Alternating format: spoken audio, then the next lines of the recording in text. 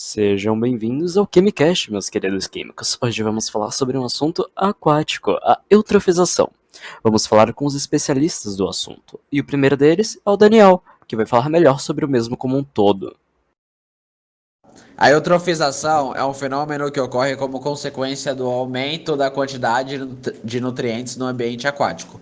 Pode ocorrer por causas naturais, mas acontece também como resultado da ação humana. Provoca danos graves no ambiente aquático, tais como a mortandade das espécies que ali vivem e proliferação de águas e cianobactérias, que podem produzir substâncias nocivas à saúde. Eutrofização, do grego eutrofos, que significa bem nutrido, é um processo observado em diferentes corpos d'água e que se caracteriza pelo aumento de fósforo e nitrogênio em especial, o que provoca surgimento excessivo de organismos.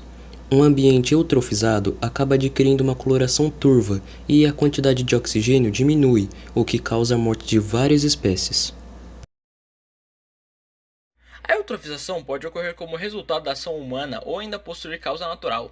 O homem pode desencadear a eutrofização quando, por exemplo, lança no ambiente aquático resíduos como esgoto doméstico industrial, ou faz a utilização inadequada de adubos orgânicos que podem ser transportados para o ambiente aquático. Esse tipo de eutrofização é denominada de eutrofização cultural ou artificial. Esse fenômeno pode também apresentar uma causa natural, sendo observado, por exemplo, no curso normal de envelhecimento dos corpos d'água, uma vez que, com o passar do tempo, os nutrientes vão se acumulando no ambiente, favorecendo o desenvolvimento de algas. Diferentemente da eutrofização cultural, a eutrofização denominada de natural ocorre de maneira gradual e lenta. As fontes de nutrientes que provocam a eutrofização podem ser classificadas em dois grupos diferentes, as difusas e as pontuais.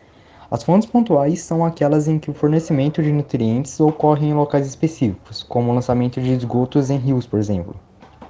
Já as fontes difusas, por sua vez, apresentam-se em diferentes pontos de descarga, podendo abranger grandes áreas e diversidades de áreas. Essas últimas fontes são as mais difíceis de serem controladas e também as mais difíceis de serem identificadas. Etapas de eutrofização. A seguir, veremos algumas etapas importantes no processo de eutrofização. Vale destacar que o processo ocorre lentamente quando falamos de uma eutrofização natural, mas na eutrofização artificial os eventos acontecem de maneira mais rápida. 1. A eutrofização inicia-se com o aumento da disponibilidade de nutrientes no ambiente aquático. 2. Com a maior quantidade de nutrientes, verifica-se um surgimento exagerado no número de algas microscópicas e de cianobactérias que formam uma camada que impede as trocas de gases com a atmosfera e reduz a passagem de luz. 3. Como consequência, acontece a morte de plantas enraizadas e também de algas abaixo da superfície, uma vez que a camada formada pelas algas e cianobactérias impede a passagem de luz e, consequentemente, a realização de fotossíntese. A morte dessas espécies reduz o oxigênio dissolvido e também a disponibilidade de alimento para as espécies do local. 4. A morte de algas e plantas eleva a disponibilidade de nutrientes para decompositores aeróbios que utilizam o pouco oxigênio ali presente no processo de decomposição. 5. A decomposição acelera a redução de oxigênio na água, levando à morte de animais e também de plantas. 6. Inicia-se então a decomposição anaeróbia, sem uso de oxigênio, que desencadeia a liberação de gases que causam forte odor.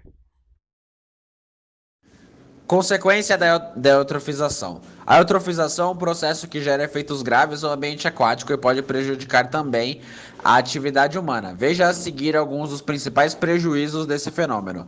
Redução da quantidade de oxigênio dissolvido na água, o que provoca a morte de espécies aquáticas como os peixes. Há alterações de pH da água e existe redução de biodiversidade da área afetada. 4. Há aumento exagerado de algas e outras plantas aquáticas. 5. Ocorre liberação de gases com odores desagradáveis. 6. Surgem toxinas no ambiente aquático, as quais são produzidas por algumas espécies de cianobactérias. Essas toxinas podem afetar a saúde humana, podendo desencadear até mesmo a morte. 7. Reduz o potencial recreativo do meio ambiente aquático.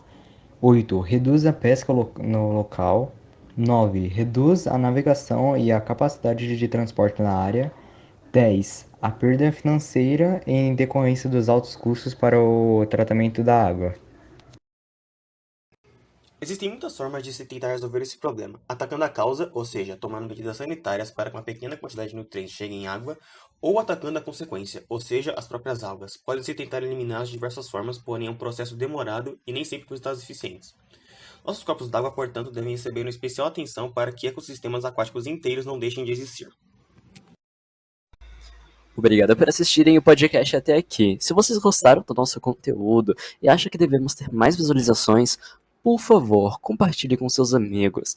E lembre-se, nós juntos podemos manter o ecossistema bem e saudável. Vamos cuidar do nosso planeta, afinal, é nele que vivemos.